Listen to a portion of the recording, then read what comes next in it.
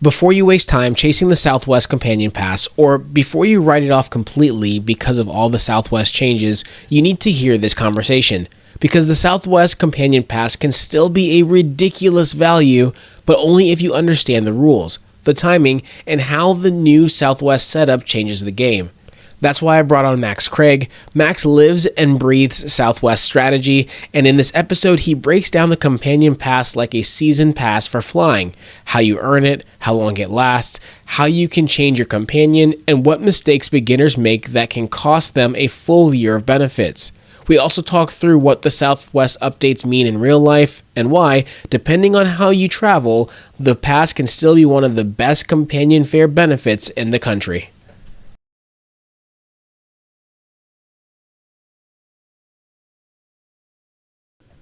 Welcome to the Revolutionizing Your Journey podcast. I am your host, DeAndre Coke. I've got another fantastic guest for all of you all today. But before I introduce him, a couple quick reminders. First off, don't forget, if you are watching this on YouTube and you're not on our audio platforms, you're missing out on about half the show, because every Friday we release our quick hits. That is our up-to-date news in the world of points and miles and travel, and usually news that is just dropped within the last few days or the last week. So you're going to want to catch that. That's on the Spotify, Apple Podcasts, anywhere you catch the RSS feed or the audio version of the podcast. And of course, for those that are listening to this on one of those platforms, you can watch the full version of this on our YouTube channel as well.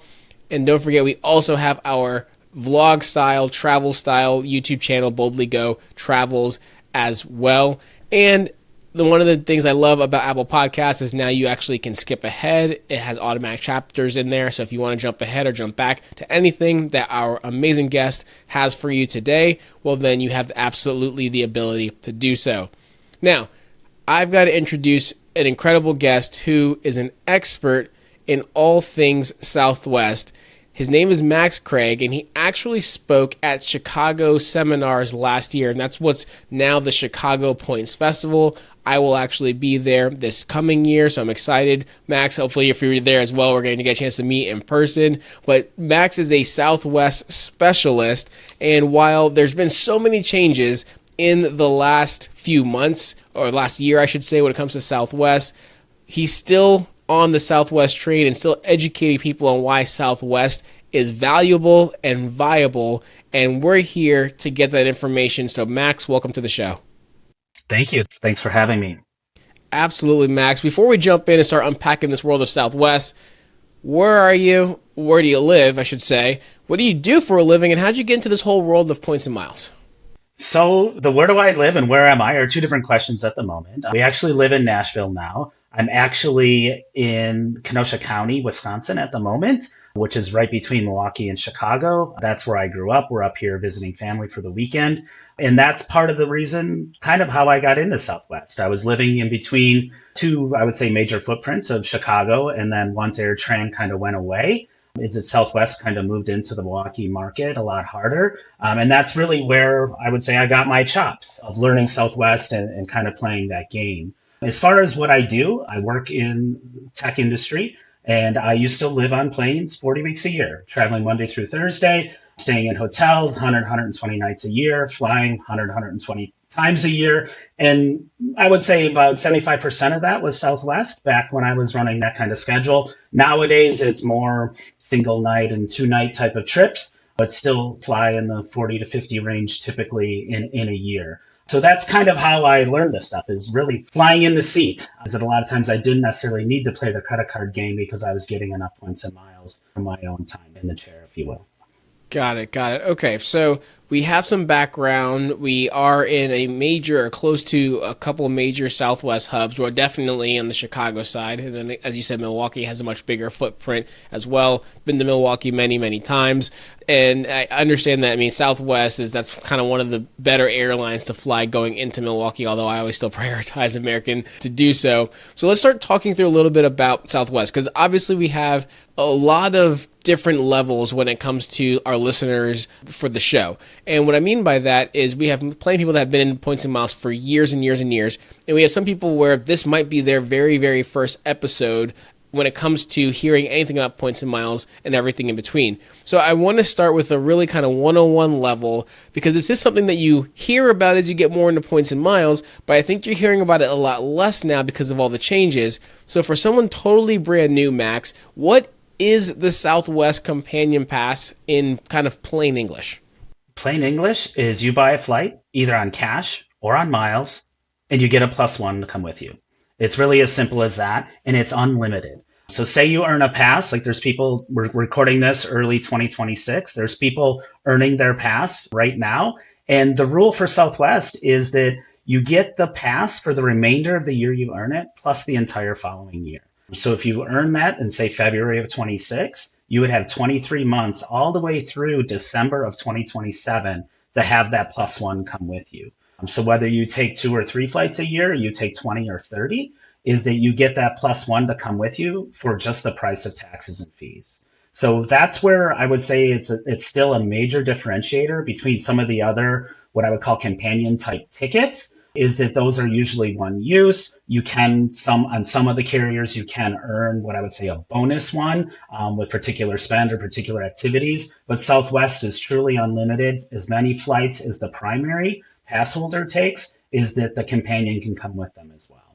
Now, with this companion pass, is it completely free, or are there additional expenses, taxes, and fees? How does that actually work in reality? Because I mean, I think that was a great explanation of the general gist. Okay, if I qualify for it this year and it's February 2026, if I qualify for it right now, I'm going to have a companion pass all the way through the rest of this year and all the way through the rest of 2027. But how free is free? It domestically is the easy answer, and it's $560 per flight. So really, Southwest has to pay the TSA fee to the government to handle that. So that's not part of the quote unquote free. That's a pass through kind of what I would say charge. So that everything about the flight, the landing fees, all of that is incorporated in the companion pass fare. It's just that $560 fee each way, so $1120 round trip. For international, it's a little more complicated, but again, it's a pass through expense. So if you go to what I call the beach destinations that Southwest goes to that are out of the country, you have to pay that country's landing fees and taxes. So those can be more significant. So say you go to Jamaica, or you go to Mexico, those can be, say, in the $100, $150 range. But that is, again, that's not basically a fee that Southwest is getting. That's a fee that is a pass through to the government entity. Is that we have different rules here in the US, is that some of the taxes aren't charged on quote unquote award tickets, where other countries obviously aren't honoring that kind of thing. So it doesn't matter if you're on a free ticket or a paid ticket, you have to pay those fees. So that's kind of the difference. But yeah, domestically, it's super cheap and there's no limitation. If the flight is $500, it's included. If it's $100, it's included. No, I think it's really great that you create a little bit of delineation between the companion pass and the companion certificates, because I'm not personally familiar with all of the airlines' companion certificates, but I am familiar with American Airlines since I fly them so much and have their cards. Their companion certificate, basically, once you get it, it costs you around $90 or $99 to use that certificate for a flight. And as you mentioned, it's a one-time deal. So when you hear about a American credit card like the new Globe MasterCard that gets you automatically on every anniversary you get a companion certificate, that's a one-time use vehicle, or one-time use certificate, I should say, whereas it's very different from this pass, which is truly almost like a season pass for flying for whoever you name. And that's probably a great way to put it, correct? Absolutely. And that's actually part of what I wanted to bring up later today as far as creative uses to use it. But I do think of it like a season pass, like what you would use. For me, I'm a skier, is it doesn't matter if you go 10 days a year or you go 100 days a year, right? That's your fixed cost. That's very similar with the pass, other than that TSA charge and some of those taxes and landing fees. So that's where it's truly different. And Alaska's companion certificate is very similar. Even some of the Delta ones are like that as well. And sometimes those can be challenging to use too. You got to find ones that fit the criteria and has the award space. It's very similar to trying to find Saver award space sometimes. It's got to be available on the flight to be able to use it. And Southwest rule is if there's a seat open on the plane, you can have it as your companion ticket. Now, I know we're going to talk a little bit about some of the mistakes people make when trying to go after it and such, but can you give us some idea on how flexible is this? If you are the Southwest, expert here, you get a companion pass, you say, hey, DeAndre, let's go take this trip. And then tomorrow you want it to be someone else, and then the next day you want it to be someone else. Is anyone technically my companion? Can I just basically buy a flight for anyone now for the rest of this year, next year? With limitations, right? So you do get to designate your companion when you first earn it. So that's called your initial designation. And then you get 3 changes per year. So that's one of the classic examples that I generally share is that my wife, my player 2, right, is my companion 90% of the year. But she's not a skier. Is that when I do go on a ski trip, I will change my companion away from her to a buddy, and we'll go out west and we'll go skiing. And then when I come back, I will change it back to her. So you do get some flexibility. It's 3 changes. It's not 3 people. So you can't just pick 3 people and switch back and forth as you will. So there is a rule, and I'll call this out, is that you basically can't have 2 companions booked at any one time. But here's the tip. It doesn't have to be the right companion. So in the example that I just shared is that I will book my wife to a ski trip to hold the seat. And then when I take the last flight with her before that trip, then I will call Southwest and say, hey, I want to designate my buddy as my companion. And basically while you're at it, switch that upcoming trip to him as well. So you don't always have to, quote unquote, use your points or buy some kind of refundable fare to hold that placeholder for a companion you can't necessarily switch to yet. You can just book your current companion to that trip and you can swap it out later to basically have that availability on the flight. I think that's a fantastic strategy and really nuanced and a great idea for someone that is trying to figure out how to navigate this world and making sure that where they use their companion pass the way they want to, but they have the flexibility to change, especially if, as you said, they might want to bring their spouse, their P2 for one trip, and then maybe a family member for another one. How do you navigate that? So that's fantastic. I'm curious, Max, I know for the diehard Southwest lovers, at least for years, the chasing the companion pass was an annual game, basically, right? There's a strategy behind how to do it, and people are in the weeds with making sure they're never without that companion pass as best as they can control. I'm curious, is this something that kind of once you start going for it, you really need to stick with it? Or do you think that is something that someone can kind of do more as a one and done strategy? Or again, is it more of a long-term play? It is, I would say it's both. One of my things that I do when I do webinars is I say, you do you, right? So there's some people that it would be super valuable for them to have it for say a year or say the 23-month example that we just shared. And others want to keep it in perpetuity, right? And it really depends on your travel patterns. One thing that I like to position as why you should probably keep it long term is repositioning, right? Is some people say, oh, I'm kind of burned out on the Southwest, like beach destinations, is I want to go to other ones. I want to go to Europe, etc. And it's depending on the market that you're in and how I would say good of coverage Southwest has on that, it's a great tool to reposition. So even though we live in Nashville, is that there are some international options there, but they're often not very what I'll call advantageous on points, right? So we still do reposition up to Chicago. We have family here. That's where I am right now. Is that gives us the flexibility to basically get those usually better award space availability from O'Hare versus what we have in Nashville. So for those of you that don't necessarily take a lot of Southwest, I would say centric trips, it doesn't mean you can't get basically value out of the pass. So it really depends on what I would say you and your personal preferences. But I think that as long as Southwest isn't inconvenient for you to use, I think it makes sense. And I talk a lot on my page about basically like say doing the 2-card method and getting it for that up to 23, 24 months. But then you also have that in between year because there's a rule with Southwest that you can't apply for those same credit cards again for 24 months since you last got the bonus. So it's really for most of the bonuses, they're 90 days. So that's really a 27-month shift. So if you're trying to do it every 2 years, you're off. You have some gaps there. So if you can do that third card that's available in a slot in that in-between year and attain it, is that you can basically keep it going in perpetuity. And I actually have a webinar on that about long-term strategies. And that's one of them, is to cycle through the cards very, what I would say, intentionally. And the other option is to switch players. So when it doesn't matter, we're a little different because I'm the one that travels for work, is that I always kind of keep the pass. But for those of you that do have a player too, and it really doesn't matter who's the pass holder and who's basically the companion, is that then you don't have to, I would say, dance around the 24-month rule very much because you can just switch people. Is every 2 years, you just have the opposite person do it. And then that person can pursue transferable points or directly with some of the airlines in those off years. So there's a way to keep it going. And there's even a way, I have a bunch of families that follow me on the page, is that they keep two going at a time. And to me, the best way to do that is one does two cards and basically gets it for a period. And then the next year, the other one does. So you're never trying to do, say, four cards in a consolidated point in time, because that can run into difficulties with kind of some of the bank's rules and things like that.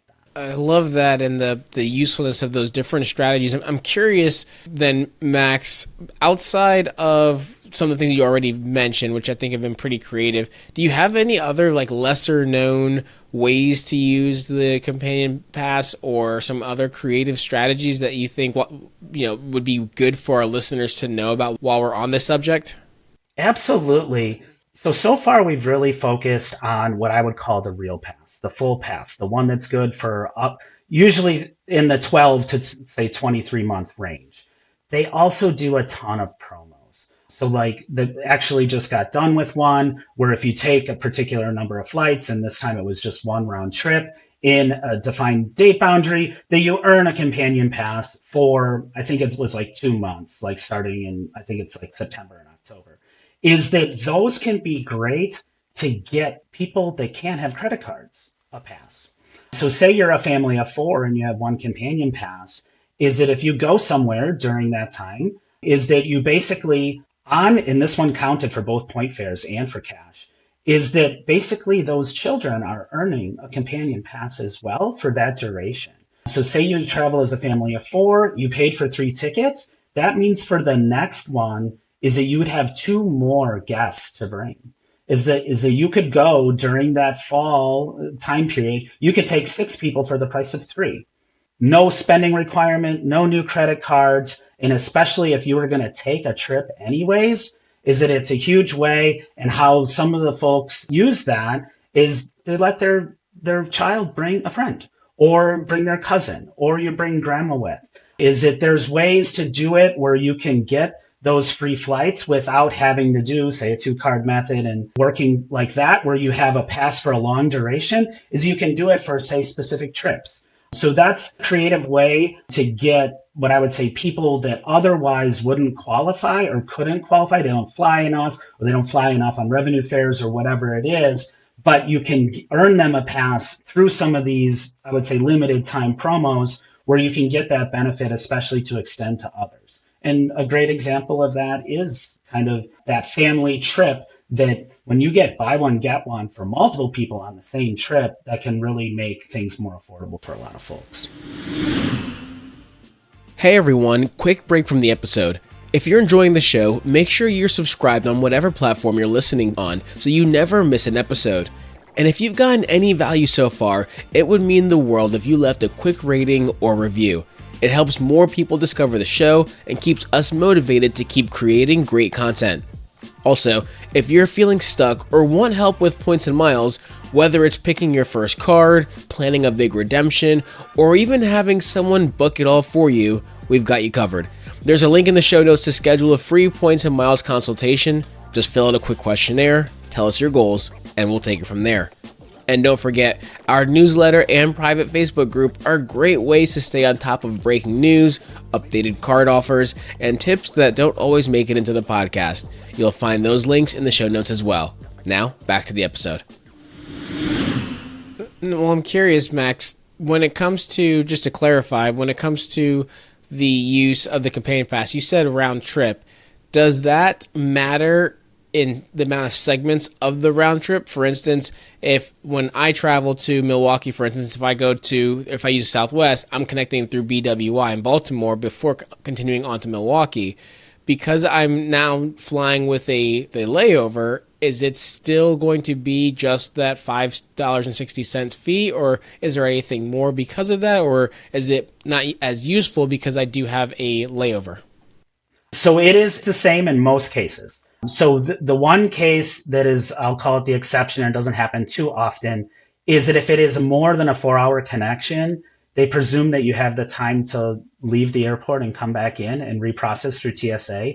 So those longer than 4-hour connections is that sometimes you do have to pay the 560 twice. But most Southwest flights, especially if you're connecting in BWI, probably don't have a layover that eclipses that. And then in Hawaii and Alaska, I believe it's 12 or something like that. There's a lot. I'd have to look that up, but you get more of a cushion there. But yeah, that's generally the rule. But yeah, if you take 2 or 3 segments to say get to Hawaii, is that you're usually fine and still paying the 560 each way. The one challenge where that comes in and throws a little bit of a monkey wrench into the situation, and we'll talk about that a little later, is assigned seats, because that is per person per segment. Got it. No, that's super helpful. So Max, we've talked a little bit about the timing and how if you get it, here in February when we're recording this, at least 2026, we have it all the way till the end December of 2027.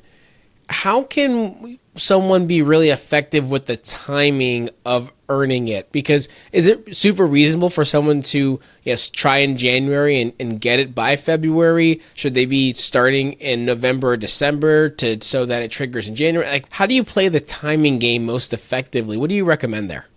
So generally, I recommend starting late in the year. But I'm going to preface that a little bit. We're recording this in February. That doesn't mean it's too late, right? So even if you start now, you could have a pass going by April and still have it going for, say, 20 months, right? You're not too late. To me, until you're more than, say, halfway through the year, you're not too late, right? Because you do want to get that 24-month clock going, because basically the longer you wait, the longer you have to wait to do it again, right? So that timing of applying late in the year can be, I would say, most strategic, because you can basically get those sign-up card bonuses right away in January. But most people will say they'll do one in the November, December timeframe and do the next one, say, a month later. That way you stagger your card applications. That way you have time to work through the minimum spends for those cards. And you're still going to get it, say, this time of year, right? So that's the advantageous way to do it. But having said that, people misfire. Is that they spend too fast, too early. And if that bonus comes in December, you're torched. Got it. Because then you either qualify in December and you would get it through all of 2026. So you really cost yourself a year. And even worse, if you did one card and you were planning on doing 2, you get no pass at all. You have the points to spend, but you're not going to end up with a pass because you didn't get to the 135K points that you need. So that, what I would say, is the silver lining of doing this kind of podcast early in the year. It's not a factor. You get the card, go. Like, there's no, like, I always tell people, like, leave $500 with a room. Don't get anywhere close, because just one kind of auto renewal thing on your cable bill or whatever can put you over.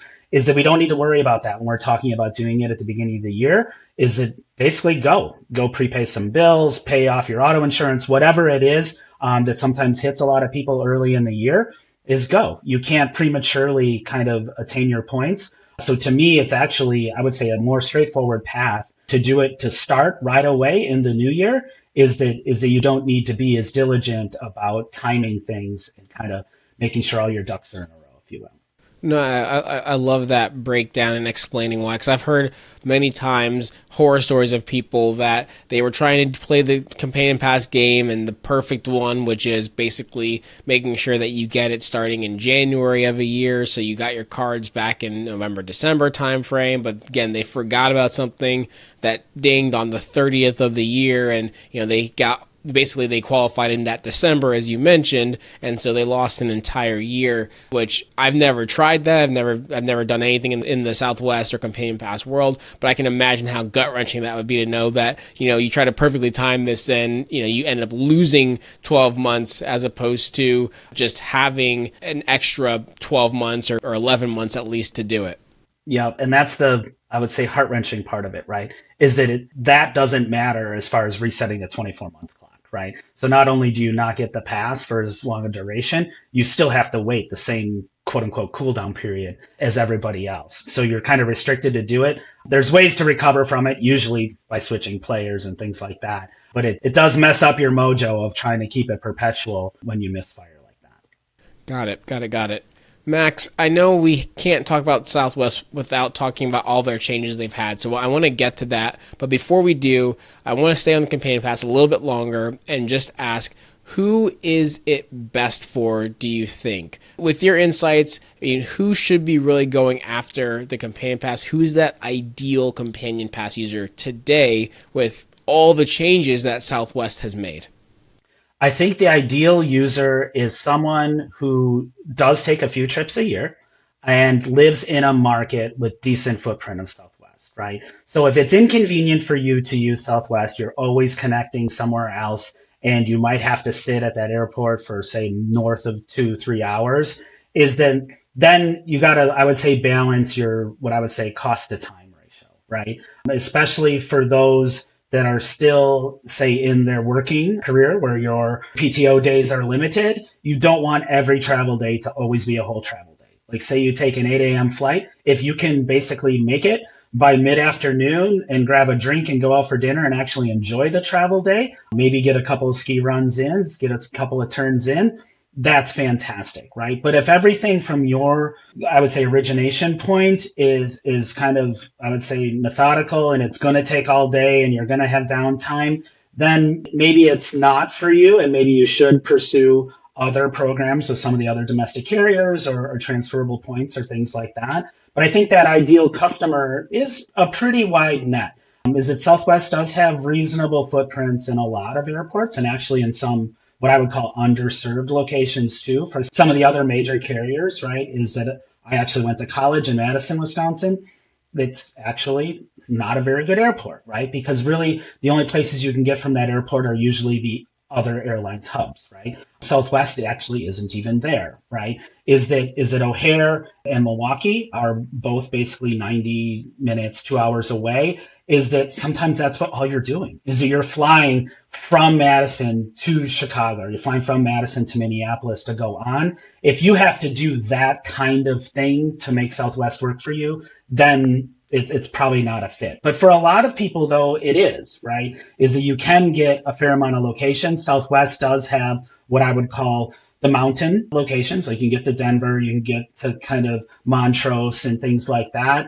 Now they actually have a Nashville to Montrose direct flight, which is fantastic. That's relatively recent news. Actually, it starts literally a month from now. They announced it a few months back, but it starts in March. And they're also going to be doing one to Steamboat. So some of those mountain vacations, some of those beach vacations are really good, even if you do have to connect in, say, Dallas or Nashville to make that work. That's oftentimes better, is because the other majors are making you connect in locations to get some of those ski destinations as well. So it's a pretty wide net, but most people can work it. But if it doesn't work for you, that's okay too. I'm going to try to throw you a little bit of a curveball here, because I think you did a great job explaining who it's great for and who it's not good for. But I'm going to convert my question a little bit and change it up and say who that was probably chasing it before likely does it not make sense to chase anymore. And that's probably less about the changes to the Companion Pass, perhaps, I'm guessing this is an assumption, and more so the changes to Southwest, which we're going to talk about in a little bit. But do you think there is a person that likely was chasing it, that likely either because of Southwest changes or lifestyle-wise, it may not make sense for anymore? I think that's really limited. I think some of the people, I would say the biggest use case that I can think of is the person that's quote unquote burned all the Southwest locations. Like, say they're not a skier and they don't go every year, is that they've done the beach vacations, is that people that want more, is that they want to go to Europe, they want to go to Asia, and they don't need to reposition. So then the value proposition isn't there, right? So if you're already in a location, if you're already near JFK, if you're already near Boston, you're already near, say, Chicago, LA, San Francisco, where you can get to a lot of international destinations, what I would say organically, then the repositioning doesn't make as much sense. And if you've already been in Hawaii 5 times, you've already been to Cancun 5 times, like, then I would say it's a, what do you want to call it, decreasing kind of value, because you want to go elsewhere, right? So it's like really a question more about your personal preferences of what are your bucket list trips, and does Southwest help you get there? And for some people that answer is no, and that's okay, right? Even in my career, as I've shifted around, when I was up here is I always tried to keep basically Southwest and United status. And then after I had United status, I found out that that doesn't really mean much in O'Hare because everybody has it, right? So then I started doing American because less people had American status in Chicago because United is so dominant here, right? So you adapt as you go. And I think for those of you that have had a companion pass for say 3-5 years in a row, is that maybe you do want to give it a couple years off and come back to it later. That's totally fine too. And then others want to keep it forever. And there's ways to make that happen as well. I love, Max, that you gave me the opportunity to throw in some financial planning phrasing because, I always got to kind of weave in the financial advisor role into these conversations. And really, we're not talking anything that's relative to analytics or anything like that much. But you said decreasing value, and in the financial planning world, it's the law of diminishing returns, we call it. So super nerdy, throwing that out there, that we got a little bit of a tie and a little segue there. So you gave me a chance to throw that out there. No, absolutely. And that's really perfect term for it, right? Is like you do more of the same thing is you don't get as much value out of it. That's a perfect example. Max, of course, now got to transition a little bit, talk about all the changes that Southwest has laid out. And last year we had a great episode where we talked through these upcoming changes that were happening and that were announced, and that kind of, I think, blew up their fan base and their loyalty base and their marketing and everything else. Now we're actually in it. So can you talk through what has changed and how is that impacting your Southwest experience, even as someone that's still very loyal to the brand and the experience?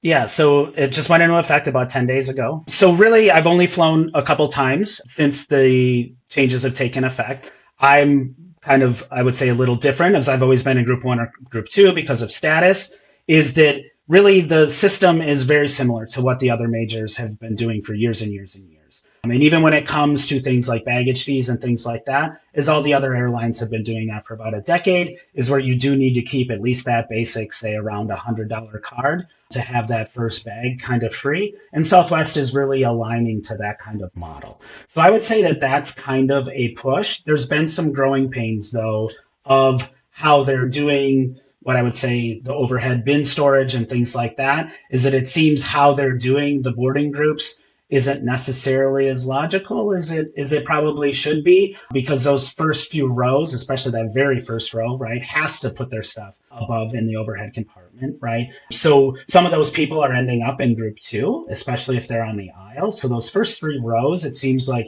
some of those people are getting Group 1, some are getting Group 2. The ALPs could go either way. The A-list people might always be a 2. Is that it varies, but I think that they'll work through that kind of thing, and we've already seen some changes reported in some of the data points. Flight attendants closing those bins, similar to what you'd have on, say, a business class experience domestically, is basically prove that you're sitting here, then I'll open it for you and help you get it up there kind of thing, is that they're already starting to adapt and make those kind of changes. I think it's a learning curve for everybody. So I think that not only the flyers are having anxiety, especially if you don't fly in the other airlines a lot, is it like, oh, how does this work? Because they're just so used to open boarding. Like, I'll just pick wherever there's a spot. Is that it's different now. You got to pay attention to your boarding pass. You got to look where you really should be kind of thing. So I think it's just that learning curve and that adaptation. But my experience on the first few that I've flown, it's not anything alarming. It's just, I think people got to get used to it. So as you mentioned, it's not really different than what the experience is for flying American or flying Delta. My question for you, Max, is do you feel like the companion pass is less valuable or has been devalued due to the other changes, these other changes that Southwest has made, like having to pay for baggage and other things? I don't think so. And this is really why, is that the credit cards come with the benefits. So you don't necessarily need to have A-list or A-list preferred to get a free bag, and you don't need it to actually have to pay for assigned seats. So really all of the cards come with basically some kind of privilege for seats, and they all come with a bag, basically allowance. And the allowance isn't just for the traveler. So the allowance is for the traveler plus up to 8 on their reservation, so 9 people, plus their companion. So really 10 people get unlimited number of trips, but 1 bag per trip, right? So if you do, say, travel a family of 4 and the bag fees would be $35 each, that's $140 per direction for bag fees. But you can pay $99 for a card and have that unlimited. So whether you take 1 trip a year, or you take 13, you would get that bag fee waived for the single bag for all of those trips. So really, to me, what they did is they made it where we all talk about kind of churning the credit cards and doing it every 24 months, getting the companion pass renewed, is that you always want somebody in your household to keep and maintain a card. Whether you switch back and forth between player one and player two, that's totally fine. But to me, somebody wants to keep the card for not only for those bag benefits, but also to have the seating benefits. And one thing to call out is those two, of course, they're the most expensive cards, do have the seat selection benefits at the time of booking. And that is the same. It's for everybody in your reservation up to 8, plus your companion. So to be able to have that comfort where it's not a free for all at 48 hours before flight, you got to go pick and say you're trying to keep a family of 5 together. Like you can have that card. You're going to pay a little extra, of course, but you're going to have that unlimited seating benefit at the time of booking. So you know where you are. You know that you got one bag allowance for everybody for basically that single annual fee. And it can be a little stiff on the annual fee on the surface, but the reality when you think about what you're getting in return for that is you're not paying the 35 per person per basically per direction, and you're also not paying, say, those seat fees can be anywhere from like $20 up to like some of the ones to Hawaii are like over 100 for seat fees per person per direction. So really to me, it's a no-brainer to get and keep the cards. And typically, I would say most people do want to keep one of the higher annual fee ones for that reason. Perfect, Max. This has been fantastic. Before we wrap this up, since we are talking about cards, I know you just said essentially there's great value in that most expensive card. They do have multiple cards. Do you feel like everyone, because of that, should just go for that card? Or do you recommend something else for the person that's their brand new beginner, and it's like, hey, well, which of these 3 cards do I need to do to start this strategy to get the companion pass? What's your general answer for that? Is it just go for the best one or something different? I would say go for the best personal one for most people, right? So there's actually a promo going on right now where the best personal one is also the one that has the most sign-up bonus as well. And it includes a temporary companion pass. That offer a lot of times does come around this time of year. Is that card, especially for a beginner, because the beginner is not going to have status, right? They're not going to have those entitlements somewhere else. So to me, the differentiator is, do you have status or will you get it soon kind of thing? Then maybe the cheaper card's just fine because you do get seating benefits and things like that and bag benefits from having status. Is that if you don't have status and you are what I would say more of the vacation type traveler, is that higher annual fee personal card is going to give you those benefits without you, what I would say, people always say, oh, they're just trying to nickel and dime us to death.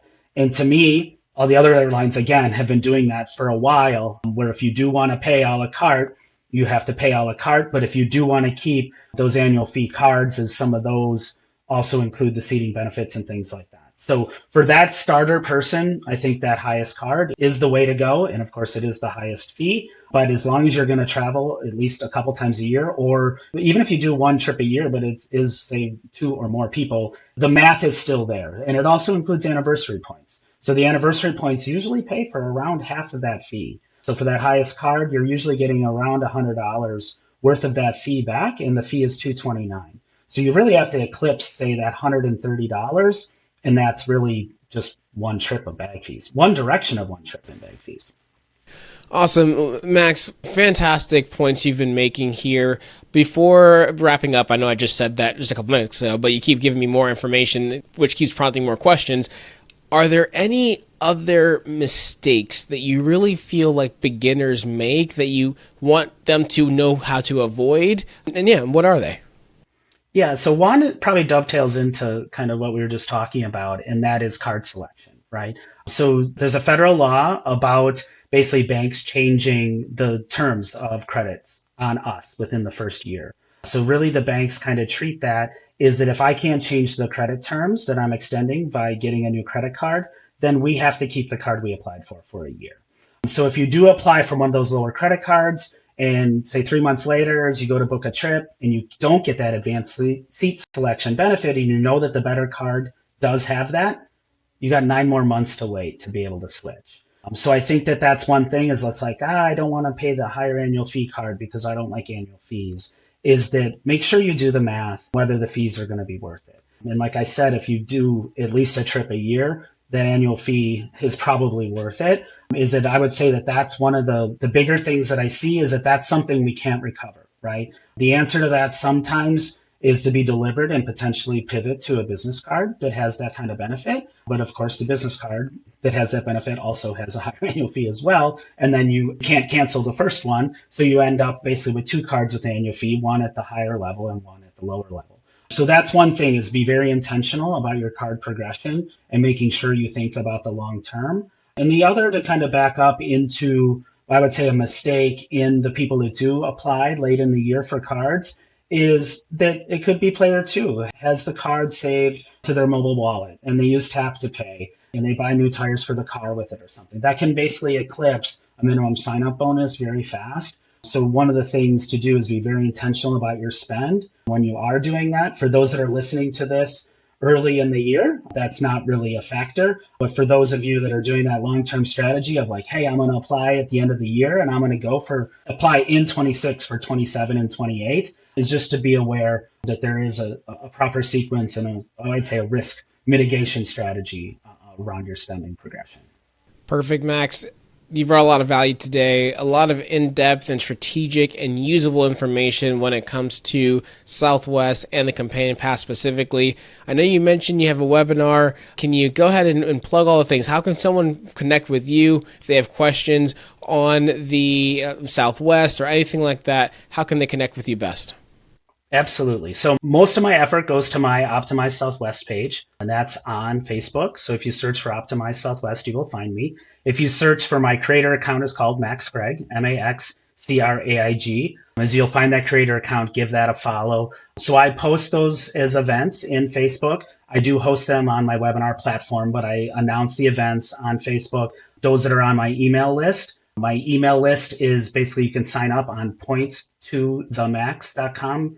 POINTS 2TO the and then Max MAX is that there's a sign up form at the bottom of that screen. I mean, you'll get the email invites and things like that. Is that those are the main places to find me. I'm starting to work more on my Instagram channel. That's still just getting going. That was one of my goals for this year is to build that up more. But those are the main places to find me today. And that's where you'll see those webinars and some of those live events that I do that are free. Really, my content and my webinars are free. Well, awesome, Max. The listeners can absolutely connect with you in all those different places and make sure that they're continuously getting more value from Southwest. I will go ahead and throw out one other place they can connect with you as well, because I know that you are in our WhatsApp community chat, and that's a place that it's a great community, great conversation in there. So anyone listening to the show, you can get to there by subscribing to our newsletter or joining our Facebook group. The access is in there, but you can directly communicate and chat with Max and ask questions. Max has been fantastic in the group as well. So Max, appreciate you being in there, but more importantly, appreciate you coming on the show today. And thank you so much for being here. Awesome. Thanks for having me. I hope you enjoyed it. Absolutely did. I have to follow up with two questions we ask everyone before wrapping these up. The first is just to make sure, are there any final thoughts at all? Anything that you think we missed or anything else you think would be good for the listeners to know? I would say a few things, right? Get involved local. If you do have a local Points and Miles group, is get involved. In Nashville, we have one called Music City Points and Miles, is that we generally try to meet up in a live event like once per month and meet other people that are in the hobby. And generally those groups are open to people in any kind of, what I would say, any point in their journey, right? From beginners to people that really do points and miles and cashback and things like that, basically full time, right? Is that there's all that evolution. And then consider coming to a live event, right? So put a little plug in. I'll be speaking at Frequent Traveler University in May in Dallas. And then Chicago is not necessarily all planned out yet, but hopefully I get on the speaker docket again in Chicago in the fall. So there's lots of opportunities to meet people in the points and miles space. And I think even if it's not something that necessarily that you'll do, knowing that you're aware of other plays and other opportunities out there, I think is good for your learning path. I love that idea, the community side. I've had people in our local area say that I need to start something up in our local community here in the Virginia Beach, Norfolk area. So that might just inspire me to just go ahead and pull the trigger and add it to the list of things on my plate to do. But I love that idea.